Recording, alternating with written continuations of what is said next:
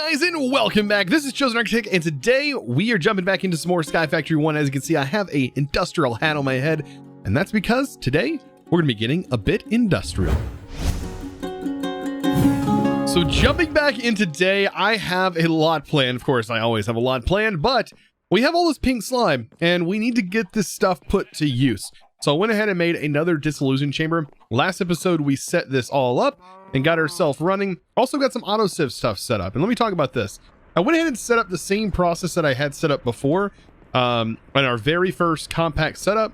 And all I'm doing now is I went ahead and got these upgraded, or at least got these components upgraded. And I'm now being able to kind of choose what I want as I need it, right? So if I want to basically stop this, or I want to get sand first, I'll just pull out sand, and it should pull out sand as soon as it goes in here instead of going into this. But the sand is right here, and I am now filtering out sand. So this is trying to process as fast as it can. I did realize that even the gravel with the max pulverizer, it can still only go fast enough to fill up 6 of the sieves at once. So I'm leaving all these here, but it still can only do that many. And then at this rate, it can really only do 3 when we get down to this. Now, it would be able to do 6 if I had these max upgraded, but I don't at the moment. So let's go ahead and get into what we actually need in order to get a stonework factory, which is what's going to allow us to not only make sand, gravel, and dust all in one machine, it'll also allow us to make this stuff, netherrack. Now, netherrack is not the easiest thing or the cheapest thing to make at the moment. It requires a single bucket of lava and 1 redstone. And one thing we don't have a whole lot of is redstone. So let's go ahead and grab a barrel. And let's go ahead and get this set up. So it's not super difficult to set this up. We need a fluid pipe. I recommend going with the one from Cyclic simply because it is going to be faster. And then a hopper, particularly one from Cyclic because it's way faster than an iron hopper, and some chests. So we're going to set up a very temporary setup for this. And then you're also going to need your ender tank. That's all I'm going to be using for this little setup. So basically we'll have this going into a hopper. That's going into a chest. The chest can go here. Hopper, you can go there. And then we're going to have this directly on top. And then on top of that, or on the side, really, we can place it like this, and a chest on top. And there we go. And all we have to do is fill this right here. And then make sure to wrench that so that way this is now filled with lava. And then all we have to do is put redstone in here. So redstone, a whole stack. And that's why I'm sieving dust right now, specifically for the redstone. And when I put that in there, it's going to go incredibly fast, making netherrack at an insane rate. However, we are very limited. Very limited. Let me repeat that. Not from our lava output. We have plenty of lava. That was 64 buckets of lava, by the way. We're limited on our redstone. Otherwise, I would make a bunch. Now, I need a wand. And we are ready to crush this. And yeah, we have to do the old-fashioned crushing. I would throw it inside of a crusher, but, you know, it's probably faster for me just to do it this way. Get it all up like that. And voila. So now I'm going to take this, and instead of doing it by hand, I'm just going to throw it in our setup over here. And what we're hoping for is we are hoping for that 0.8% chance to get netherite scrap.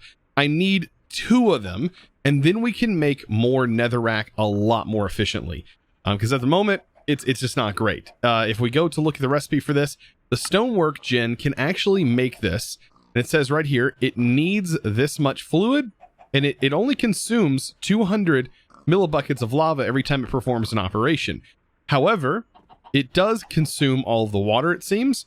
So long as we're providing it with both infinitely, then we should be good, and we can actually make a bunch of netherrack, which should be a lot cheaper than the way we just made it. So let's hope. If I go ahead and exchange this, throw that in there. Please. It's just a 0.8% chance. A very small chance. All of these are actually pretty small chance. We might need a lot more redstone, honestly. I'm just hoping we get something. If anything, we'll get some cobalt, which is kind of nice. Well, at least we kind of got lucky. Out of all that whole 64 that we put in, we got at least one netherite scrap out of it.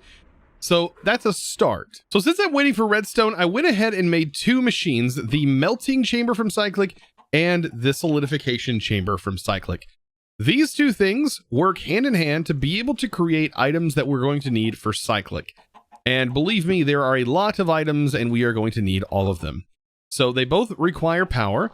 This creates fluids, this accepts fluids, and then crafts things using said fluids. So you do need both of them. I don't think they put the fluids into each other. I think that is where a fluid pipe is going to kind of come in handy. I'm going to use this fluid pipe simply because I don't want this fluid buffering into the pipe. So let's go ahead and remove that, and we'll set that this way. So what exactly are we going to be making? Well, there's a few things that I really want to get into, and that's wireless energy. I also want to get into wireless item transfer and fluid transfer, all using GPSs, using Cyclic's transfer nodes, which are fantastic. And once you see these, you are going to want to use them. So what do we need to make these? Well, basically some redstone, but you'll notice crystallized amber.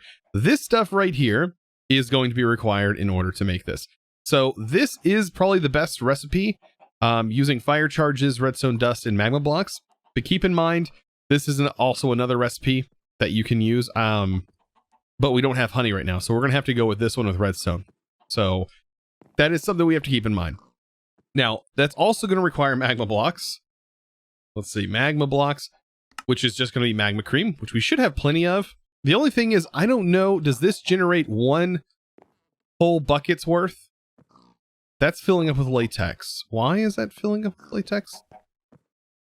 Oh, you know what? I think that filled up with latex because it was connected originally to it. It was just fast enough to collect latex. There we go.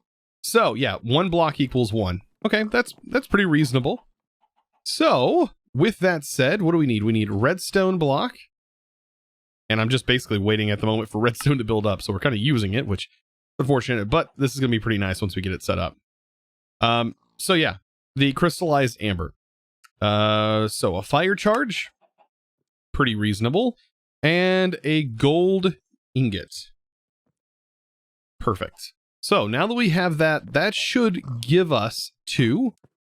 Don't think it has to be in order, but just in case, I went ahead and put it in order. That should give us a crystallized. There we go, crystallized amber. Perfect. So as you can see, not super difficult to get this stuff, but the rewards from this are going to be insane. Let's go ahead and start off by making this energy transfer node. So all we have to do to make this is, bam, this right here, energy transfer node. Now, this is going to connect directly up to our power source. So I can even set it back here, right? And you can see that it does have an internal buffer, looks about 64,000 RF, and it has a node slot. Now, previous versions, I believe, used to have a bunch of node slots. It's kind of interesting that this only has one. But that kind of makes it, I guess, a little more balanced. I was really hoping it had more slots. But that just means we have to make a node every time we're going to be sending power wirelessly somewhere, which is not a horrible thing, considering I think you can send this directly to an energy cable elsewhere. So you could, of course, extend stuff. So not too bad. So let's go ahead and make the thing that is going to allow us to get the power wirelessly. And that is going to be the GPS data card. Needs some carbon paper, which I guess actually uses regular charcoal. That is interesting. It is literally regular charcoal. Okay, so we have to smelt some logs because it doesn't accept coal. That's an interesting choice. But I mean, I guess it kind of makes sense. Charcoal is better for writing on paper, is it not? Okay, we'll get that made. Perfect, and then we'll have our GPS, which is going to be just lapis. Yeah, there we go. And I remember this used to, I believe, require like cyan, but look, it gives you 4. So that's plenty for things that you're going to need to do. So now that we have this, do I have anything that can be wirelessly powered right now? Well, I do have this hooked into this machine, and this is going to start losing power. So I believe if you shift right click this card, it will store the data onto this card. And watch this. This is a great way to hide your stuff, hide your basically your cables. because now that that's in there, it should be wirelessly powering this machine, in which it is. That's so awesome. It makes it so much easier to basically hide your wiring. So here we go. Let's dive into the big boy blocks, basically. That's what we're about to be getting into. These right here are some of the harder blocks to make in this pack, and we're about to do it. We are about to do this. And I'm going to even show you guys how to technically semi-automate this with a simple chest. So, what are a few things we're going to need? Well, all of this plastic that we have been generating right here, we're about to put to use. So we need to go ahead and get it all crafted up into rubber, get it cooked down. That is going to be our next step. And basically utilize that plastic, because we need to make a pitiful machine frame first. Then we're going to make a simple machine frame. This requires the dissolution chamber, which we've talked about before. This uses latex, and we need all of these items to go into there with a little bit of power, of course. And then we have the advanced machine frame, which requires another dissolution chamber. However, this one requires the pink slime that we've been farming. And notice how much pink slime it actually uses compared to how much we're generating. That's why I was kind of confused at how much we were actually generating, because it was kind of insane. So let's go ahead and just cap right here. The netherite scrap is what we needed. I already went ahead and put another 64 in there, and so now we do have 2 netherite scrap. I guess I didn't get lucky and get more, but we did get enough to make 1, and that's all that matters, because this is going to get us producing netherite, right? Not netherite. Getting us producing netherrack, which we definitely need to be able to produce more and more of these machines, which we eventually want 1 for each material type. So let's dive into this. Let's go ahead and get this process started. First of all, we're going to need a few of these. For right now, I'm going to just make 2, but we're going to keep 1 in our inventory.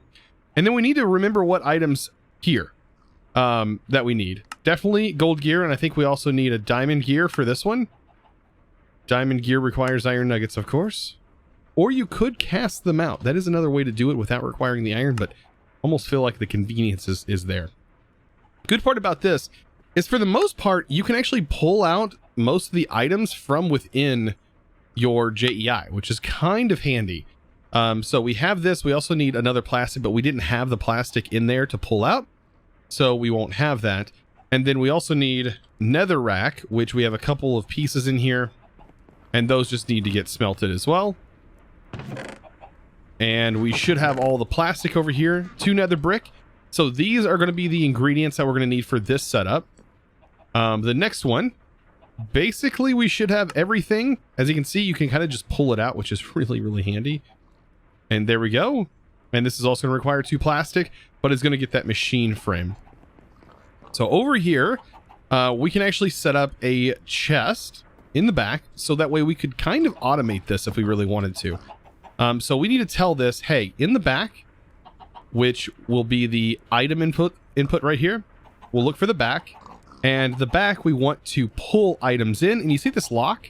This lock is going to allow us to send these items in here, just like this, and then lock this. Now, this is going to go ahead and craft. But if we lock this and we put those same items in the back, it's going to continue to craft these, which is definitely what we want. And now for this side, we are going to grab our tank. Well, actually, we have our tank over here, right? We're going to grab our pink slime tank, which should be completely ready to go. There's so much in here. We can slap that on top, and then right here we can go to the fluid tank and set that to pull, and that's going to start filling with pink slime.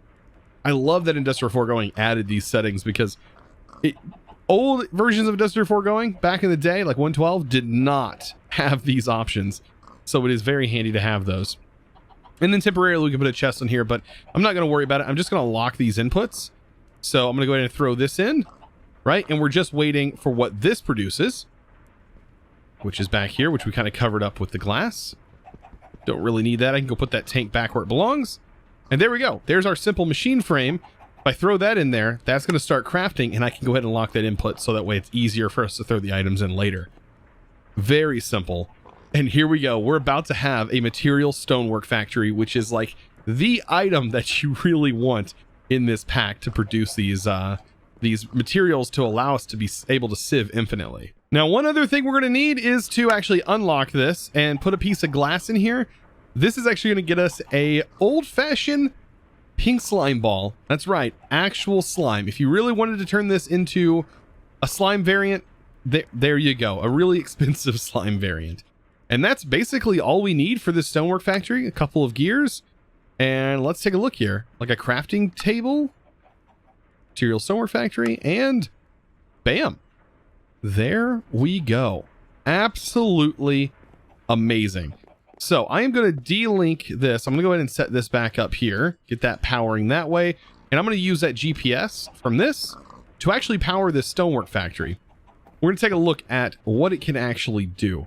So GPS, link that on there. Go ahead and toss that in that bad boy. Now this thing is getting power. So how's it work? We need to basically say, like this right here talks about cobblestone. It needs the fluids now, so that is a little bit of information, but you can change what it actually generates. So take a look. We can use this to generate obsidian. We can use it to generate all kinds of different stone types, but the one that I want to generate is netherrack, believe it or not.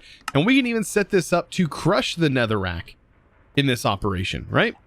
Let's grab this. Let's go ahead and get ourselves a tank, some pipes, and we're going to get ourselves some infinite water going. So for the water, I have lava in this right here, but you can actually change the channels. And so I'm going to set this to blue, blue, blue, and this is going to be our water setup. So that way we can also have a tank of water to be able to place anywhere. Really, really convenient stuff here. I love the Ender mod. So over here, all we got to do is hook this in just like that. And bam, we have infinite water basically going into these tanks. So this is going to allow me to set this up. So directly on here, I should be able to place this. Let's get our GPS hooked up. I mean, we basically have everything at our fingertips. We need a pipe. Actually, we don't even need pipes for this. We'll just use the tanks directly, and I'll just show you this. Everything is going to be super compact. I mean, all we got to do is give this power, and we're about to be sieving this material in the same setup that everything else is going in. All right, so fluids. Let's go ahead and on one side put water, the other side put lava. And what we need to do is we need to specify this side is going to be water, so we're going to have that pull. Water should go in. We'll set this to netherrack, and then on this side we'll say pull, and that's going to pull in lava. It's going to automatically start creating netherrack. I need this to crush the netherrack. If it will, there may not be a recipe actually to, is a stonework factory, will it do it? Actually, does it not automatically crush? Oh, you know what? That may be an actual issue that might have to be added in to get that to work. Huh. It does make planks though. But yeah, as you can see, it's generating netherrack. We just need some way to automate that. I almost wonder if that's something that's going to be fixed in the next update. Well, I mean, there's only one option available. I went ahead and hooked the wireless up to the pulverizer, and we're basically going to go ahead and set this up to do that operation of crushing. So down here, it is producing this. We're going to set this to not do that, not turn that in there. And then on the green channel, we can actually specify this to go down to the bottom and set that to push. And that should, if we put that as input, allow that to go in. And then the bottom will be our output, which will get crushed netherrack. And that should go into here and thus get processed. So really, this is the automation for that. Pretty janky for right now, but it gets the job done and allows us to be able to make more stonework factories, which is overall going to be the best way to produce this instead of pulverizers. So after another round, which I'm sure even at this point, scrap. Yeah, we already have enough scrap to make another one. Oh boy, let's see. I can go ahead and throw this in here. Well, I don't have the stuff set up yet, but at the moment I have a stonework factory, and we are going to go ahead and set this particular stonework factory to just start sieving gravel. Similar to everything else. And to do that, I mean, so simple. Like, I'm going to set it up right in the middle of this space. And I'm actually using, believe it or not, dark oak sieves, which look like the strip log, which is kind of nice. And GPS is going to go on the material stonework factory. However, this just requires, just to generate cobblestone, it's actually a whole lot simpler than the setup that we just did. All we're going to need is a bucket. So we'll go ahead and get the clicker set up, and it can be maxed out. And then on top of this goes this. Make sure to hook that GPS to this. And then I have my energy transfer node, which is going to go over to our energy line, just somewhere on our energy line. just for right now. This is a big mess, but eventually this will go somewhere else. So with that hooked up, let's grab a bucket, and we're going to need a bucket of lava and water. Very simple to grab, especially since we have them over here. You guys are probably yelling at me like, Chosen, why don't you just eat? You can't even run. Oh, I miss having the stuff that like auto feeds you. It's really handy when that stuff exists. But yeah, anyways, bucket of water, lava. I also noticed we're really not like we're losing lava though at a very, very slow rate. So eventually I'm going to need to fix that. I think we can just hover this over and click it in. Then that's going to generate cobblestone as soon as we give this power. I forgot to plug it in. So that is now plugged in. It should be generating power, and it's going to start produce cobblestone. I mean, it's not horribly slow, but we do want this set to crush and then this one to be set to turned off. Otherwise, what's going to happen is it's just going to keep smelting it through the process. So you can see right here, it's generating gravel. Now, the only way to make this faster is by making some upgrades that Industrial Foregoing has. And that's where things start to get a little bit more expensive. We'll talk about that here in a second. So now that we know that it's in like this cyan slot, we can go down here to the bottom and just have that push. And that's going to start pushing the gravel into here. And thus we can just go ahead and place this down. And like I said, eventually it may be faster, but for right now, it's not the fastest thing in the world. And we'll go ahead and place it just like everything else. I'll make sure to increase this in size. And there we go. Everything's going in here, and we're also now getting all the stuff we get from gravel. So I tell you what, it really feels satisfying when this whole time we've been kind of just using this setup over here.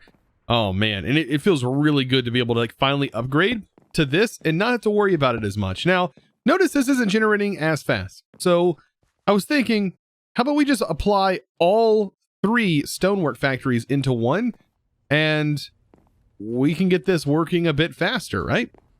Instead of using pulverizers, because they will be fast, but eventually these will be just as fast. And, you know, it's going to be generating over time anyways. So I was thinking, let's go ahead and grab our advanced machine frames. I mean, all we have to do now is basically make a couple more of the stonework factories. So a couple of diamond picks and a couple of gears and slime and all that good stuff.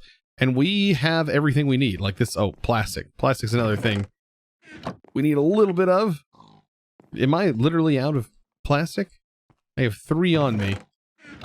Ah, we have plenty of plastic. So yeah, getting these up and running, pretty darn simple compared to everything else we've been messing with. Oh man, and once we get both of these running, so I'm gonna need a bucket of water and lava again. And that's gonna be for both of them, so we're gonna kind of go back and forth real quick.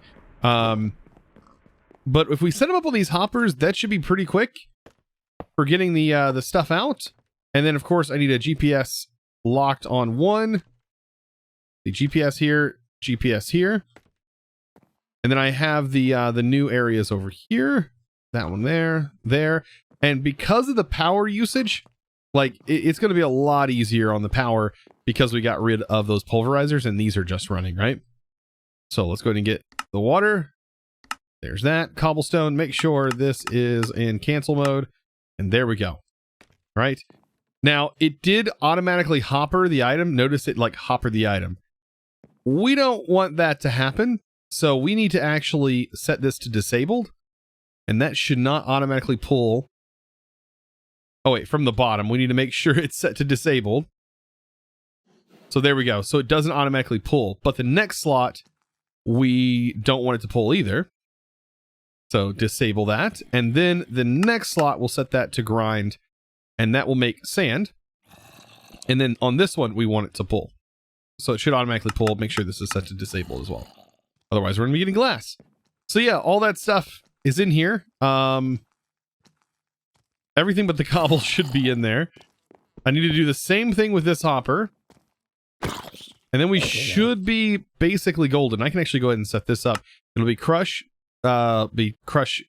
cobblestone into gravel, gravel into dust, dust into sand, and this will be disabled. And then all of these need to be disabled. Except for this one, which will be push. Which honestly, they don't really need to be push, but it'll work, right? I can set that to push. Not gonna be a big deal. It's going to utilize the hopper anyways. And there we go. So all I have to do is get the bucket of water and lava for that one, and we should be like all set. Like straight up automated for all of these different resources. I think the only resource we haven't done is in stone, and that's going to be probably a separate setup all in its own. Not quite sure exactly what InStone is going to require, but I think it's something that you can do. Right? InStone can be turned into Crush InStone. Crush InStone can give you lava, but it also gives you, yeah, it gives you some stuff from the end. Like Ender Pearl dust, which isn't bad. And look at that, shulker shells and vitalized seeds. So the only thing left for us to do is to basically make these upgrades, and I noticed there was a new upgrade that I don't remember seeing last time I messed around with Industrial Foregoing. So I'm familiar with the speed upgrade, and it talks a little bit about this. Increases how much the progress bar advances every tick. These are important information to know. So this is two plus, 2 times, I guess. I don't know if it's times, plus 2. This basically decreases by 20% when you have this tier 2 in there, decreases the amount of ticks needed to complete an operation. And this is new. This basically doubles, I believe, the processing speed of the machine, increases the amount of operations done when the machine finished processing. So if this means at tier 2 it does 2 extra operations, that's pretty cool, because that would basically triple the output of the machine currently. And then along with these would make it even faster. I'm assuming this is probably a more expensive upgrade. No, it's actually about the same as everything else. So all of these are very, very important. They all use latex. So as you can see in the upgrades, they all use latex here. These are very important upgrades, and this is what's going to accelerate our machines as we go. They do cost more power to use, but I would honestly just skip the gold ones. Like, unless you just don't have the diamonds, I would definitely just go straight to the tier 2s, because you can't use a tier 1 and a tier 2 together. You can only use a tier 2 with tier 2s. And these are your upgrades here. So yeah, just lining the things up in your inventory makes this incredibly easy to just place in. And I'm making all 3 of them just to show you how fast the actual difference is once you get them made. Like the only thing that's costing here is diamonds. And other than that, it's pretty easy to make these. And since diamonds are our ultimate cost, might as well upgrade the one that is generating the diamonds, which is going to be our gravel. And let's just go ahead and just put the basic upgrades in here. So notice this is the bar that is progressing. If I put that in, notice it goes a bit faster. I put that in, it goes a lot faster. And I put this in, and it's supposed to double the output there. Look at that. So now it is definitely filling the entire thing with gravel. Oh yeah, this is definitely going to be able to maintain its own sieve, I believe, on its own. So we should have a sieve set up basically for all the different types, which might actually fit inside one of these grids on their own. That's pretty nice. So with all this automation that we are getting going a lot faster now, I think things are going to really start popping off very, very soon. We're going to get into some more advanced automation and all those cool processes very, very soon. But I do want to give a huge shout out to the sponsor of today's video, and that is going to be a huge thanks to DJ Boy 1975. Thank you so much for your amazing support over on Patreon, and I mean going above and beyond over there over on Patreon. You're absolutely amazing. Like thank you. Thank you, thank you, thank you. And guys, if you were interested, of course, in becoming a Patreon yourself, of course, you can find that linked down in the description below. Guys, I really hope you enjoyed. If you did, please smash that beautiful like button, and also give this video a nice little click on that subscribe if you haven't already. I really appreciate it. And guys, thank you so much for your amazing support. I'll see you in the next one. And as always, thanks for watching.